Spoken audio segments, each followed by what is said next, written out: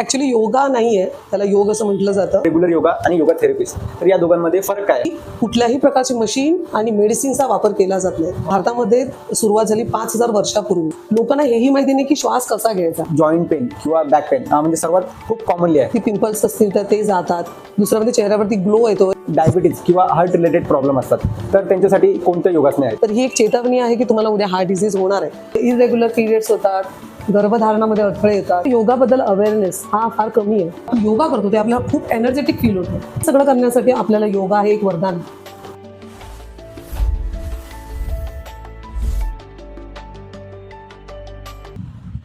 Hello guys, welcome back to our YouTube channel. माझं नाव आहे स्वप्नील सूर्यवंशी आणि आज आपल्यासोबत आहे साक्षी परब मॅडम, जे की योगा थेरपिस्ट आहे. तर चला आपण आज योगाचं महत्त्व दैनंदिन जीवनामध्ये त्यांच्याकडून जाणून घेऊया. नमस्कार, माझं नाव साक्षी संदीप परब आणि मी गेली 25 वर्ष योगा करते. श्री अंबिका कुटीरशी माझा संबंध आला. त्याच्यानंतर मी सर्टिफिकेशनसाठी योगा टीचरचा कोर्स केला.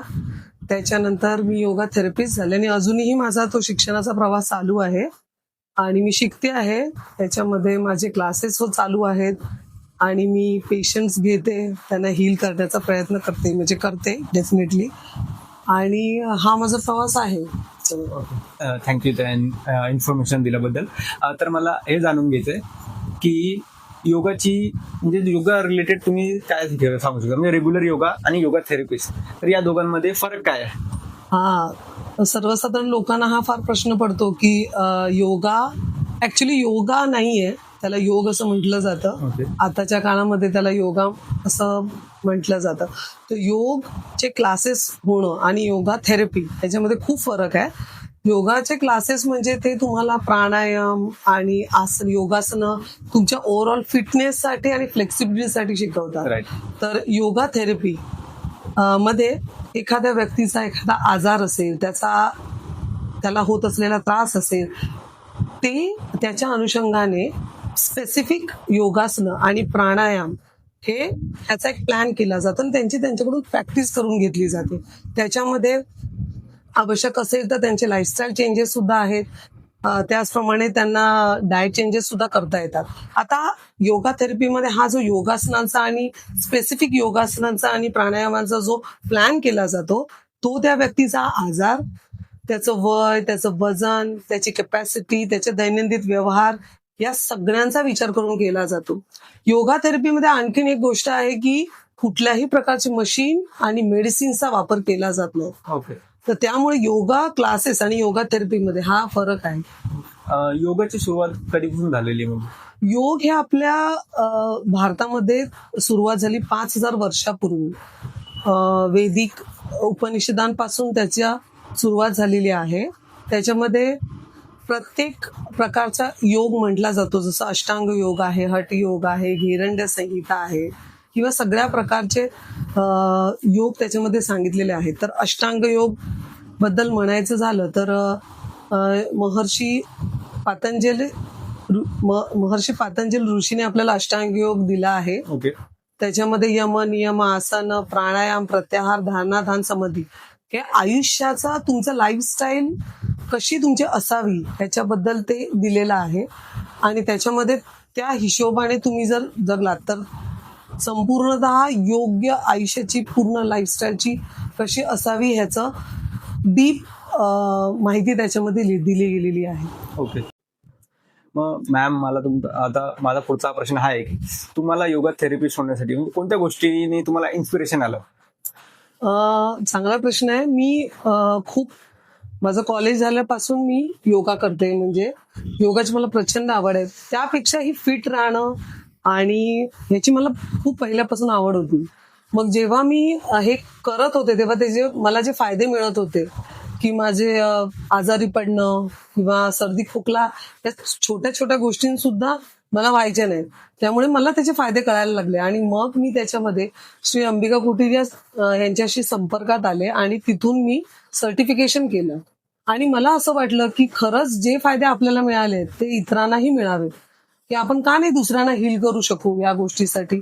म्हणून मी इन्स्पायर झाली की मी हे कोर्स म्हणजे सर्टिफिकेशन करून आज ज्या प्रकारे योगा थेरपिस्ट आहे, कोणाला काही आजार असेल तर त्यांना मी हील करू शकते, हा सगळ्यात मोठा आनंद आहे मला.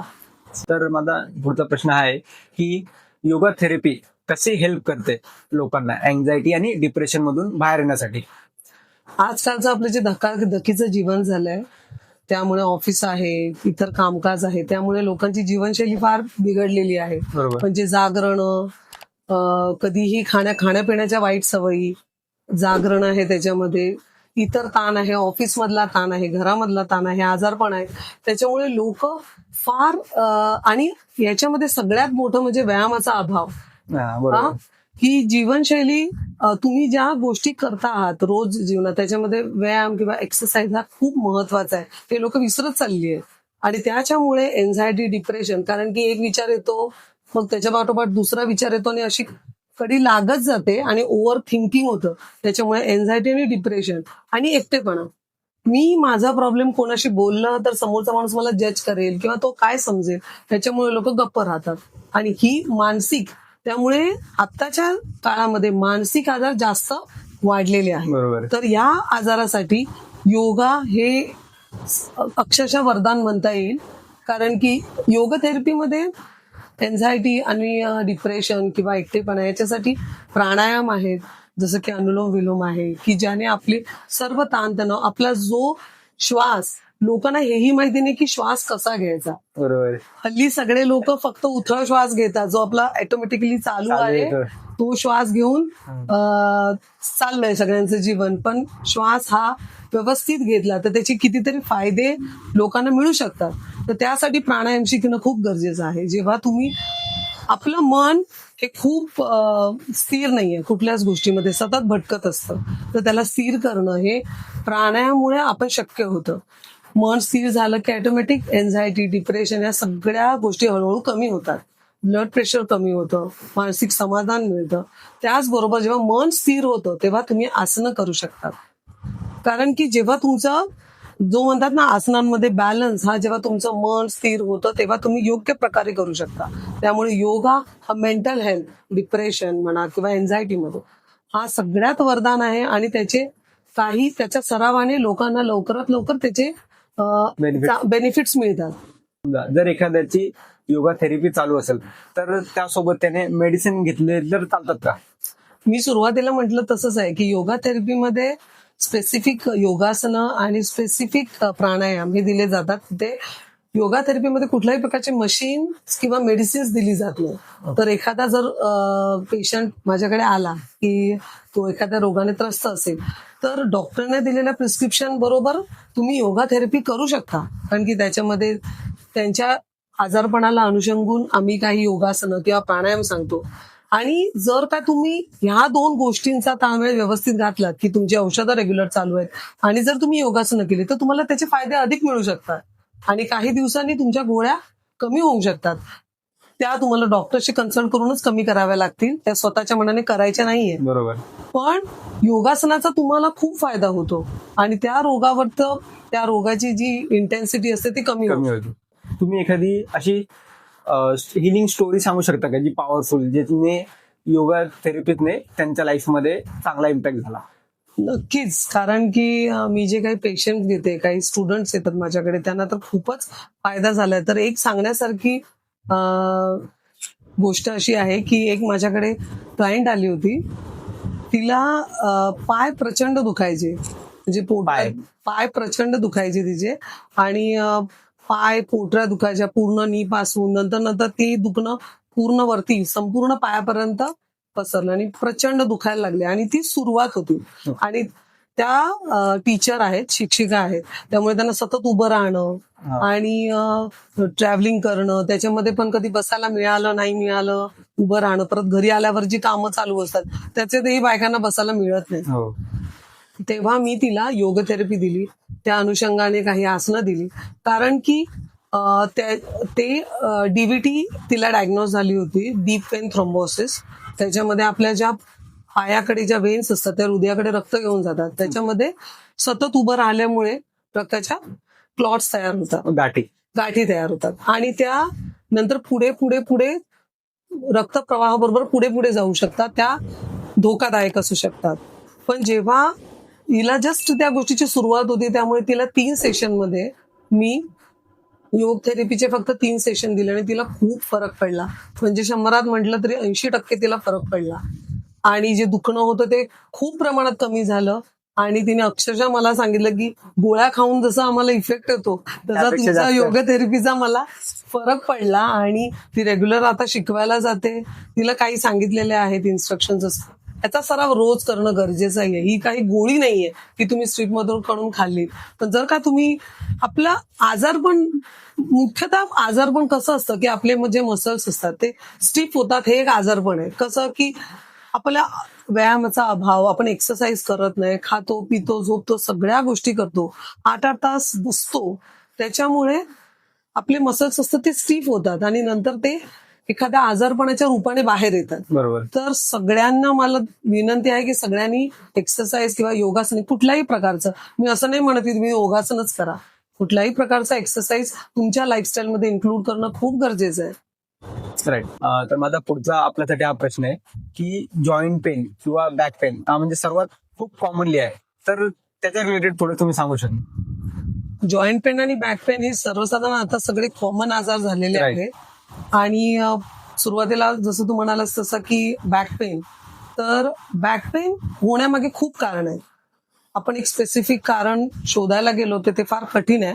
आता अनकम्फर्टेबल कार सीट्स किंवा अनकम्फर्टेबल ऑफिस मधल्या चेअर्स, झोपण्याच्या चुकीच्या सवयी, किंवा एखादी वस्तू उचलायची आहे तेव्हा रॉंग पद्धतीने वाकणं आणि ती वस्तू, एखाद्या जड वस्तू उचलल्याने बॅक पेन होऊ शकतं. जे आपल्या स्पाईनच्या सभोवताली मसल्स असतात ते दीर्घकाळाने अशा अनकम्फर्टेबल स्थितीमध्ये आपण जेव्हा झोपतो, बसतो, उठतो किंवा एखादी वस्तू उचलतो तेव्हा ते स्टिफ होतात आणि त्यांचे ते आकुंचन पावतात. Okay. आणि त्याच्यामुळे हा तीव्र वेदना म्हणजे बॅक पेन म्हणता येईल ते सुरू होतं.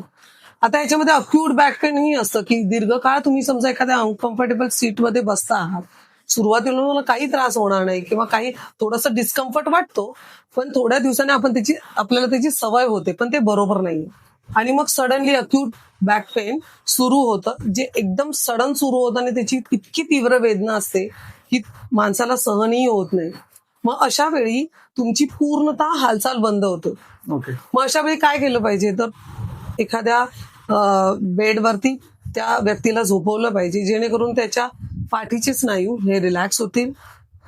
जर तुम्हाला डॉक्टरने काही यासाठी गोळी प्रिस्क्राईब केलेली असेल तर ती तुम्ही घेऊ शकता.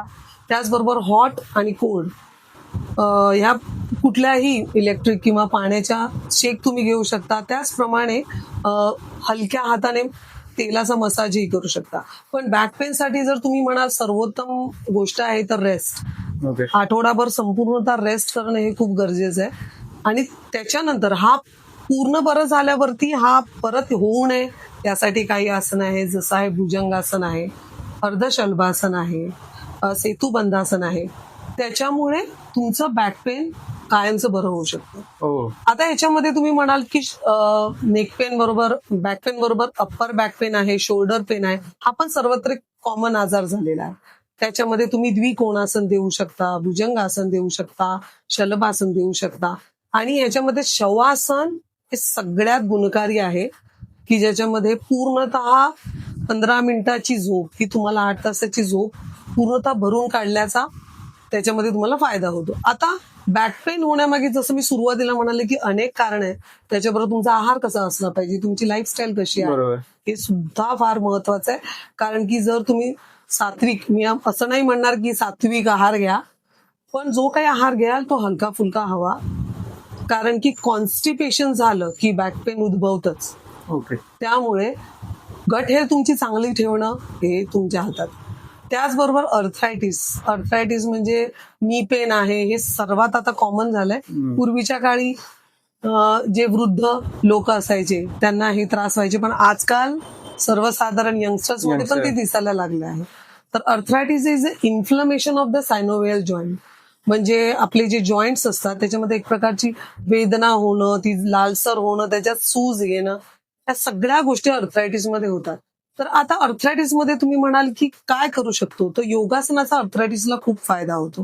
की जसं आपण योगासनं सुरू केली, तर जेव्हा मी आता एखादा क्लास घेते किंवा एखादा माझ्याकडे अर्थरायटिसचा पेशंट आला, तर आम्ही सुरुवातीला सूक्ष्म व्यायाम, प्रार्थना होते, त्याच्यानंतर सूक्ष्म व्यायाम आणि स्थूल व्यायाम सुरू होतात. जे काही हाताचे, पायाचे एकदम हलके व्यायाम असतात, म्हणजे वॉर्मअप असं म्हणता येईल, की त्याच्यामुळे सूक्ष्म व्यायाम हा आपल्याला पुढच्या आसनांसाठी रेडी करायचा एक्सरसाइज आहे. म्हणजे जिम मध्ये जसं warm up येस, करतो तसं जसं इथे. जिम मध्ये आपण वॉर्मअप करतो तसंच सूक्ष्म व्यायाम हा पुढच्या आसनांसाठी, ती प्रॉपर बॅलन्स जमण्यासाठी किंवा त्याच्यामध्ये कुठेही मसल पूल येऊ नये किंवा कुठेही इंजुरी होऊ नये म्हणून केला Okay. जातो. तर त्याचा खूप फायदा होतो. तर अर्थरायटिस मध्ये तुम्हाला म्हणायचं असेल तर तुम्ही ताडासन करू शकता, की जिथेही कुठल्या आसनांमध्ये आपले नी फोल्ड होणार नाही याची पूर्णतः खबरदारी घेतली जाते. त्याचप्रमाणे तुम्ही शवासन करू शकता.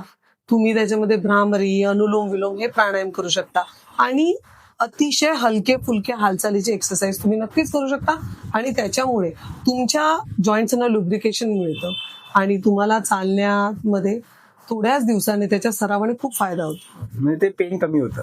Yes, definitely. तर माझा आता पुढचा हा प्रश्न आहे की आताच्या लाईफस्टाईल मध्ये खूप लोकांना डायबिटीज किंवा हार्ट रिलेटेड प्रॉब्लेम असतात, तर त्यांच्यासाठी कोणती अशी योगासने आहेत जी त्यांना हेल्पफुल होतील? बरोबर. आजकाल डायबिटीस हा खूप कॉमन आजार झालेला आहे, पण लोकांना हेही खूप लोकांना डायबिटीज झाला एवढंच कळतं, पण त्याच्यामध्ये हा डायबिटीज 1 आहे, 2 आहे, हे फार क्वचित लोकांना कळतं. तर डायबिटीज 1 म्हणजे काय? The body doesn't make enough insulin. आणि डायबिटीज 2 म्हणजे body doesn't respond to the insulin. त्यामुळे या सगळ्या आजारपणांना आपण डॉक्टरकडे जाऊन विचारलं पाहिजे की मला कोणता डायबिटीज झाला आहे, मी काय केलं पाहिजे. त्याचबरोबर तुम्ही त्याच्याबरोबर ती योगासनं केली पाहिजे. जसं मी सांगेन की अर्धमच्छेंद्रासन केलं पाहिजे, की ज्यामुळे तुमचे पॅनक्रिया स्टिम्युलेट होतात, लिव्हर फंक्शन स्टिम्युलेट होतं. त्याचबरोबर तुम्ही धनुरासन केलं पाहिजे, जे तुमचं डायजेस्टिव्ह सिस्टम इम्प्रूव्ह करतं आणि तुमची ब्लड शुगर रेग्युलेट करतं. त्याचबरोबर तुम्ही कपालभाती केलं पाहिजे, जे तुमचं फॅट बर्न करतं. आता दुसरा प्रश्न आहे हार्ट डिझीज. तर आजकालच्या धकाधकीच्या जीवनामध्ये प्रत्येक जण स्ट्रेस घेतो. स्ट्रेस घेतल्यामुळे बीपीचा त्रास तर कॉमन आहे. तर हार्ट प्रॉब्लेम का होतात? तर हृदयाकडे ज्या रक्तवाहिन्या रक्त नेतात त्याच्यामध्ये जेव्हा ऑब्स्ट्रक्शन्स येतात, अडथळे येतात, तेव्हा ब्लड सर्क्युलेशन मध्ये प्रॉब्लेम येतो, अडथळे येतात आणि हार्ट डिझीज सुरू होतात. तर त्याच्यापैकी मला सांगायला आवडेल की अंजायना पॅक्टोरिस. अंजायना म्हणजे पेन, पॅक्टोरिस म्हणजे छाती. तर ही एक, जर का तुम्हाला डॉक्टरने डायग्नोज केलंय अंजायना पॅक्टोरिस बद्दल, तर ही एक चेतावणी आहे की तुम्हाला उद्या हार्ट डिझीज होणार आहे. कारण की जेव्हा आपल्या हृदयाकडे रक्त नेणारी जी हा एक कॉर्नरी आर्टरीचा डिझीज आहे. जेव्हा या कॉर्नरी आर्टरी डिझीज मध्ये आपल्या दैनंदिन चुकीच्या सवयींमुळे प्लाक तयार होतो. त्याच्यामध्ये दारू आहे किंवा धूम्रपान, मद्यपान, किंवा अवेळी जागरण, खूप तेलकट तुपट जंक फूड खाणं, या सगळ्या गोष्टींमध्ये आपल्या त्या वाहिन्यांमध्ये, आर्टरीजमध्ये प्लाक तयार होतो, ब्लॉकेजेस तयार होतात. त्यामुळे ब्लॉकेजेस तयार झाल्यामुळे इस्केमिया होतो. इस्केमिया म्हणजे तिथे प्रॉपर ऑक्सिजन पोहोचत नाही आणि त्यामुळे तीव्र चेस्ट पेन सुरू होतो. आणि त्यामुळे या हार्ट डिझीजसाठी आपल्याला जर ह्याच्यामधून बाहेर यायचं आहे तर नक्कीच हायपरटेन्शन किंवा कुठल्याही प्रकारचा स्ट्रेस, हा तणाव आपण कमी केला पाहिजे. ह्याच्यासाठी जर तुम्ही म्हणाल की शवासन आहे, अनुलोम विलोम आहे, प्राणायाममध्ये भ्रामरी आहे, याने आपण आपला ताण किंवा स्ट्रेस किंवा आपलं जे ब्लड प्रेशर आहे ते रेग्युलेट करू शकतो. आपली नर्वस सिस्टम आहे ती डीप रिलॅक्सेशन देऊ शकतो त्यांना. त्याचबरोबर आपले जे पॅरासिम्पॅथॅटिक नर्व्स आहे ती आपण बॅलन्स करू शकतो, असं मला वाटतं. तर माझा आता नेक्स्ट क्वेश्चन हा आहे की योगा थेरपीने वुमेन्स हेल्थ रिलेटेड जे इश्यू असतात, लाईक PCOS, PCOD और मेनोपॉज, तर ह्यामध्ये आपण योगासन म्हणजे कोणते सांगू शकतो, तर ते थोडक्यात एक्सप्लेन करा तुम्ही. खरं म्हणजे तर बायकांच्या आयुष्यामध्ये जेव्हा प्युबर्टी येते तेव्हापासूनच त्यांच्या आयुष्यामध्ये मेन्स्ट्रुअल सायकल सुरू होते. आता जशा व्यक्ती तशा प्रकृती, त्याप्रमाणे प्रत्येकाच्या आयुष्यामध्ये प्रत्येकाचं रिप्रोडक्टिव्ह सिस्टम, आता बायकांचं रिप्रोडक्टिव्ह सिस्टम म्हणजे एखाद्या मुलाला जन्म देण्यापासून पहिलं मेन्स्ट्रुअल सायकल, मासिक पाळी सुरू होते, नंतर लग्न झाल्यावरती मुलाला जन्म देण्यापासून ती 50शीत आल्यावरती ती मासिक पाळी बंद होण्यापर्यंत बायकांचा प्रवास सुरू होतो. तर त्याच्यामध्ये हा फार महत्वाचा आहे, पण बायका त्याच्याकडे हवं तितकं लक्ष देत नाही. आणि खरं म्हटलं तर जेव्हा PCOS किंवा PCOD हे 2 आजार जेव्हा होतात, तर हे होण्याआधीच तुम्ही योगासनं सुरू केली तर त्याचे फायदे तुम्हाला खूप लवकर, म्हणजे हे आजार गंभीर होत नाही, कारण की त्यांना तुम्हाला फायदा होतो योगासनांचा. तर PCOS किंवा PCOD म्हणजे तुमच्या अंडाशयामध्ये अपरिपक्व अंडी बनतात आणि नंतर सिस्टमध्ये त्याचं रूपांतर होतं. त्याच्यामुळे इरेग्युलर पिरियड्स होतात, गर्भधारणामध्ये अडथळे येतात. आणि PCOS म्हणजे ही मेटाबॉलिक विकार आहे. आता तसं बघायला गेलं PCOD पेक्षा हा थोडासा गंभीर आजार आहे, की याच्यामध्ये अंडाशयामध्ये एन्ड्रोजनची निर्मिती जास्त होते, त्यामुळे स्त्री बीजाची निर्मिती पूर्णतः थांबते. तर अशा आजारपणासाठी जर आपण योगासनाचा आधार घेतला तर खूप प्रमाणात हे आटोक्यात आणता येतं आणि त्या बायकांना त्याचा फायदाही होतो. जसं प्राणायाम आहे, कारण की हे आजार होण्यामागचं कारण की आजकालच्या जंक फूड खाणं, रात्रीची जागरणं, कारण की ऑफिसेसचे वर्क फ्रॉम होम, खूप काळ बसून राहणं, खूप साऱ्या गोष्टी आहेत ज्या स्ट्रेस निर्माण करतात आणि त्या स्ट्रेस निर्माण करतात आणि त्यामुळे एक आजार पण आपल्याला सुरू होतात. तर ह्याच्यासाठी तुम्हाला म्हटलं तर प्राणायाम आहे, की जेव्हा तुम्ही अनुलोम विलोम करू शकता, भ्रामरी करू शकता. त्याचबरोबर आसनांमध्ये मलासन आहे, भुजंगासन आहे, भद्रासन आहे, चक्की चलन आहे, सेतुबंधासन आहे. ही बरीच आसनं आहेत की ज्याच्यामुळे हे आजार आपल्याला आटोक्यात आणता येईल. तसंच आता म्हटलं तर पेरीमेनोपॉज आणि मेनोपॉज जे 50शी नंतर, पूर्वीच्या काळामध्ये हे सिम्पटम्स 50शी नंतर जाणवायचे, कारण आजकालच्या धकाधकीच्या जीवनामुळे, स्ट्रेसफुल लाईफमुळे, सेडेंटरी लाईफमुळे ते अर्ली एजमध्ये जाणवायला लागले. आणि त्याच्यामुळे मासिक पाळी पूर्ण जाणं, त्याला मेनोपॉज बोलतात, पण पेरीमेनोपॉज हे मासिक पाळी पूर्ण जाण्याच्या अगोदरची स्थिती आहे. त्याच्यामध्ये खूप प्रकारचा त्रास होतो बायकांना, जसे हार्मोनल चेंजेस होतात, हॉट फ्लॅशेस म्हणजे खूप गरम होणं, मूड स्विंग होणं, आणि त्याच्यामध्ये बायकांना याचा काही अवेअरनेस नसल्यामुळे हे काय होतं हे त्यांना कळत नाही. बरोबर. यासाठी डॉक्टरांकडे जाणं गरजेचं आहे, तेही त्यांना कळत नाही आणि मग आजारपण एक सुरू होतात. तर या सगळ्यासाठी सुद्धा जर आपण पहिल्यापासूनच योगासनांचा व्यवस्थित सराव केला तर आपली संपूर्ण हेल्थ, त्याबरोबर रिप्रोडक्टिव्ह हेल्थ ही खूप चांगली राहते.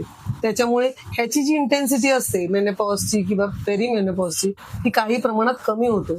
ओके, जेणेकरून पेन कमी होतं. येस, त्यांचं पेन कमी होतं. तर माझा आता नेक्स्ट क्वेश्चन हा आहे की हार्मोनल इम्बॅलन्स म्हणजे काय?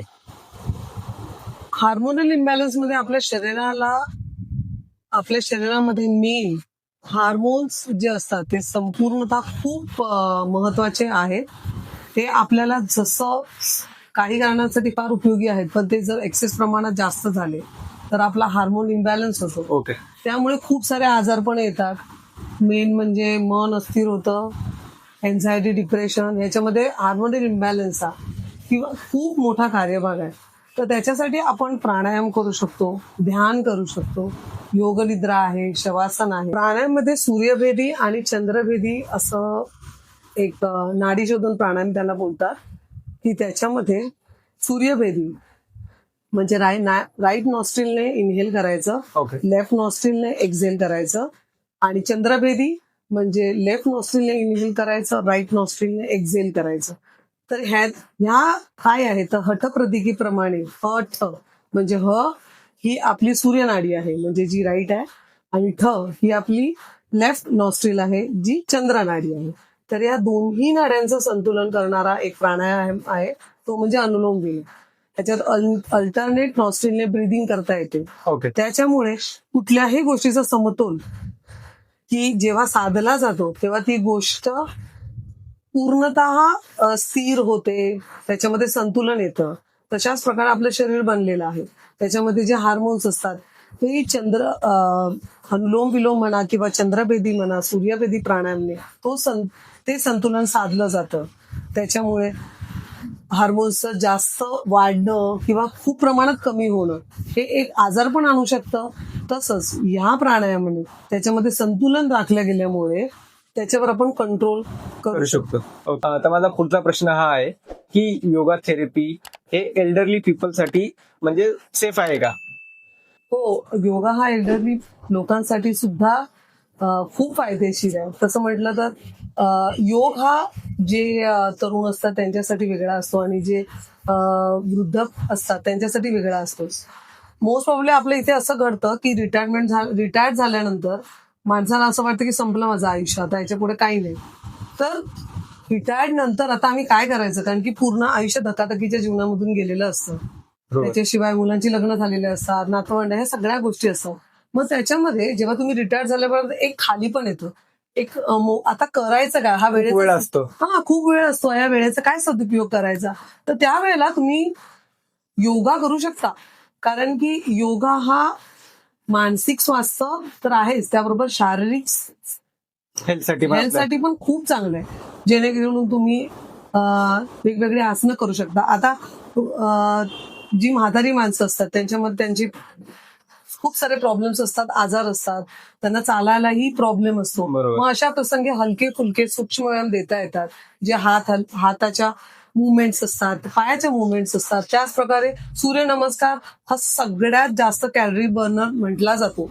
परंतु जर असं विचारलं गेलं की बाबा आमचं असं असं एज आहे, आम्ही 60च्या पुढे गेलोय, तर आम्ही सूर्यनमस्कार करू शकत नाही. बरोबर. मग कसं करायचं आम्ही, तर तुम्ही चेअर सूर्यनमस्कार करू शकता. ओके. की त्याचे फायदे तेवढेच आहेत की ते चेअरवरती बसून करता येतात आणि ते तुम्हाला योगा थेरपीमध्ये सहज शिकवलं जातं. ओके. ठीक आहे. तर माझा पुढचा असा प्रश्न आहे की योग आसने आणि अदर एक्सरसाइज तर दोघांमधला फरक काय?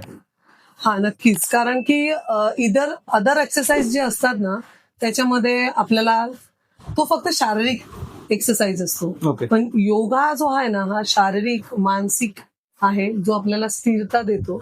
त्याच्यामुळे त्याचे फायदे जास्त आहे. आता समजा एखादा दुसरा एक्सरसाइज आहे. मी कुठल्याही एक्सरसाइजला असं म्हणत नाही की तो वाईट आहे. पण मी फक्त समजवण्याचा परत प्रयत्न करते की एखाद्या एक्सरसाइज मध्ये समजा धावायचं आहे किंवा जम्पिंग आहे किंवा अदर काही ऍक्टिव्हिटी आहेत, त्याच्यामध्ये आपल्या जास्त प्रमाणामध्ये ब्लड सर्क्युलेशन होतं, जास्त ब्लड सर्क्युलेशन, जास्त ऑक्सिजन लागतो. ह्या गोष्टी योगामध्ये होत नाही. योगामध्ये सगळी आसनं तुम्ही शांतरित्या, शांत मनाने आणि एकदम शांत बसून सुखासनमध्ये, पद्मासनमध्ये, कुठल्याही आसनामध्ये बसून करू शकता.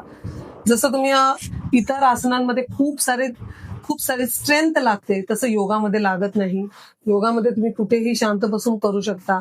दुसरी गोष्ट म्हणजे दुसरे जे एक्सरसाइज आहे ते म्हातारी माणसं करू शकत नाहीत, लहान मुलं करू शकत नाहीत, प्रेग्नंट वुमन करू शकत नाहीत. तर नाही, योगा हा ते बरोबर आहे की तुम्ही अदर एक्सरसाइज नाही करू शकत, पण योगा मध्ये लहान मुलांबरोबर वृद्ध माणसं, त्याचबरोबर गरोदर स्त्रियाही योगा करू शकतात. जसं की गर्भवती स्त्रियांना गर्भसंस्कार दिले जातात आणि योगासनामध्ये अशी हलकी फुलकी आसनं आहेत की ते करू शकतात. प्रेग्नंट गरोदर असल्या तरी सुद्धा ते करू शकतात. त्यामुळे हे मिथ आहे.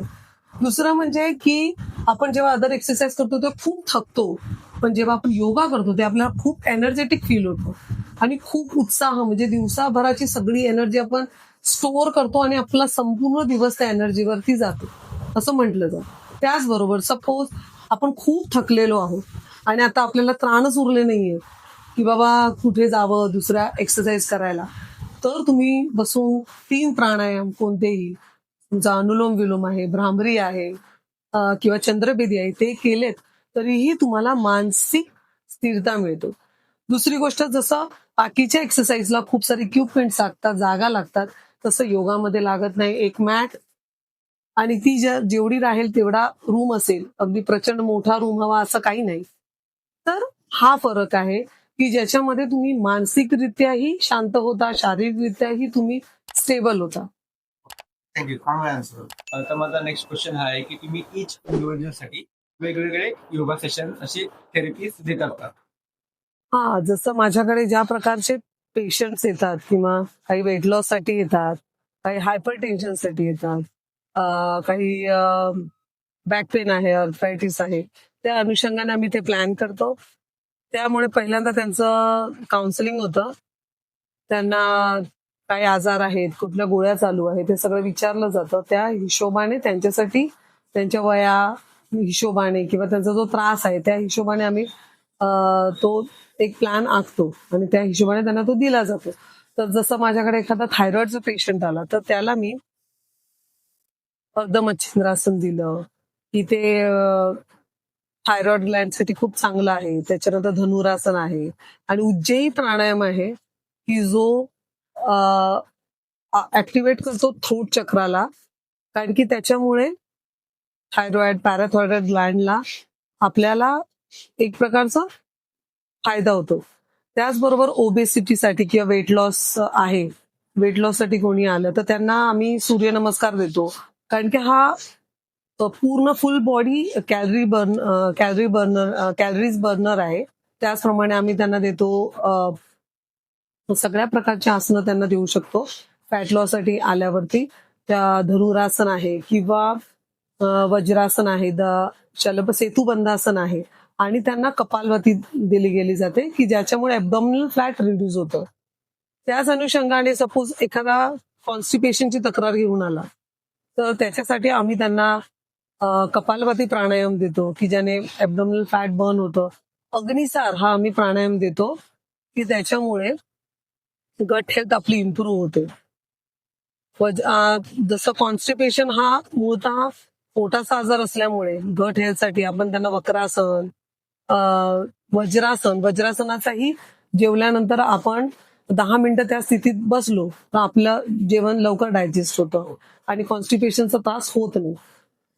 कॉन्स्टिपेशन म्हणजे जे अपचन होतं ते अपचन होतं म्हणजे आपण जे फूड खाल्लंय ते व्यवस्थित पचत नाही, त्याच्यामुळे मोशनला होत नाही आणि मग मन अस्थिर होतं. त्याप्रमाणे सतत असं वाटतं की होत आहे, पण कॉन्स्टिपेशन असं ज्या प्रकारे जे फूड आहे ते पचलं नाही किंवा आपली गट हेल्थ जर चांगली नसेल तर तुम्हाला मोशनला होत नाही आणि कॉन्स्टिपेशनचा मग खूप त्रास होतो.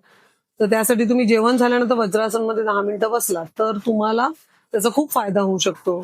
त्याचप्रमाणे तुम्ही जर अग्निसार प्राणायाम केलात की जो पोटाशी रिलेटेड आहे त्याचाही तुमच्या जठराग्नी प्रदीप्त करण्यासाठी फार मोठा फायदा होऊ शकतो. त्याने डायजेस्टिव्ह सिस्टम इम्प्रूव्ह होतो, त्याने कॉन्स्टिपेशन तुमचं खूप प्रकारे कमी होऊ शकतं.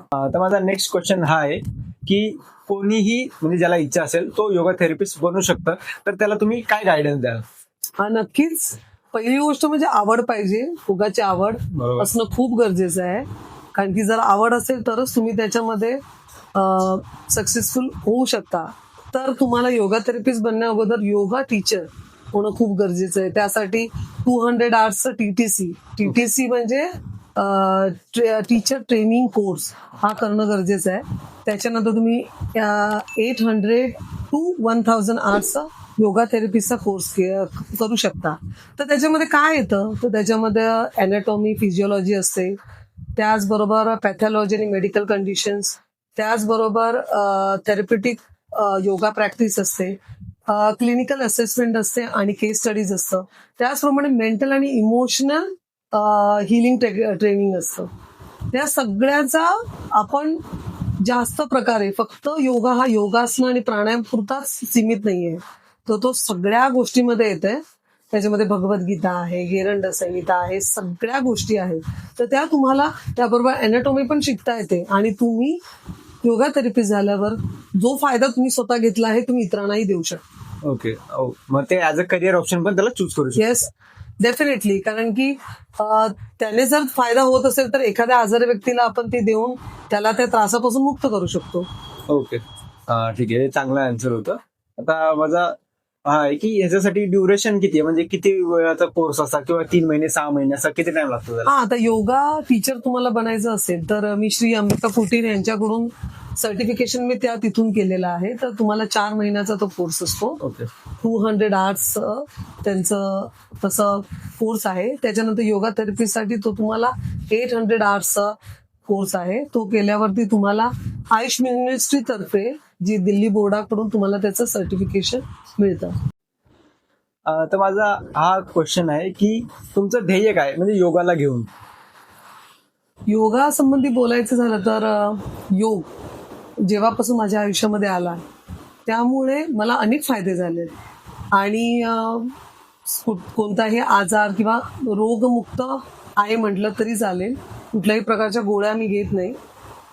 त्याच प्रकारे अशी जीवनशैली मला अजून ह्याच्यामध्ये शिकवून आणि जे मी करते आहे त्याच्यामध्ये मी अनेक लोकांना अशा रीतीने योग मार्गाला लावून त्यांचं आयुष्य निरोगी करण्याचा प्रयत्न करणार आहे की जेणेकरून त्यांचं आयुष्य स्वस्थ मानसिकरित्या आणि शारीरिकरित्या स्वस्थ होईल आणि त्याची फार गरज आहे आताच्या जीवनामध्ये.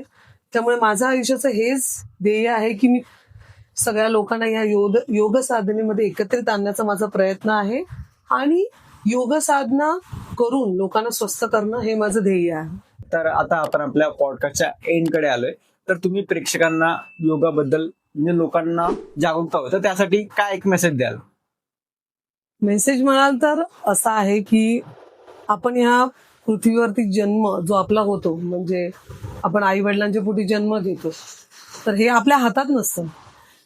त्याचप्रमाणे आपल्या शरीरामध्ये जी काही आपले सिस्टम्स आहेत जसं respiratory system, nervous system, endocrine system, digestive system, reproductive system ह्या जन्मतः एक कुठेतरी कमजोर असतं. तर आपण जे आयुष्य काढतो त्या आयुष्यामध्ये जो जन्म झाल्यापासून मृत्यूपर्यंत ते एक रिझन बनतं की आपला उद्या त्याद्वारे किंवा त्या अनुषंगाने एखादा आजारपण येऊन मृत्यू होईल.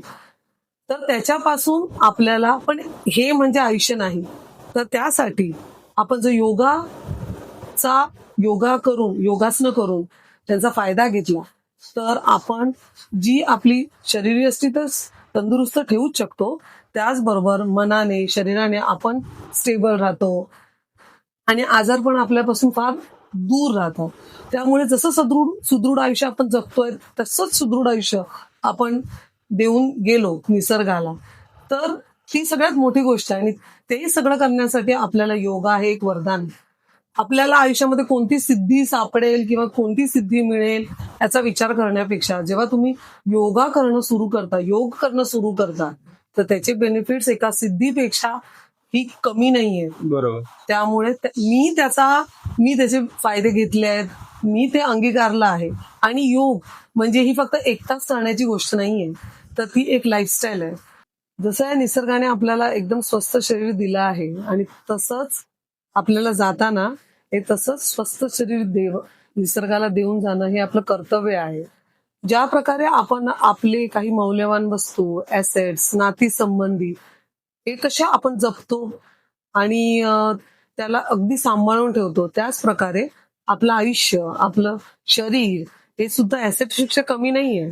तर त्याला सांभाळणं ही सगळ्यात महत्वाची गरज आहे. त्यामुळे सर्वांनी योगासनं केली पाहिजे, योग मार्गाला लागलं पाहिजे जेणेकरून मानसिक तणाव किंवा शारीरिक आजार हे होणार नाहीत आणि जीवन सुखी आणि समृद्धी होईल आणि निरोगी राहील. नक्कीच. थँक्यू. तुम्ही जे नॉलेज शेअर केलं आमच्यासोबत योगा रिलेटेड त्याच्याबद्दल खूप खूप आभार. तर आम्ही हा पॉडकास्ट इथे एंड करतोय. तर थँक्यू फॉर वॉचिंग. तर तुम्हाला व्हिडिओ आवडला असेल तुमच्या मित्रांसोबत नक्की शेअर करा आणि व्हिडिओला लाईक करा.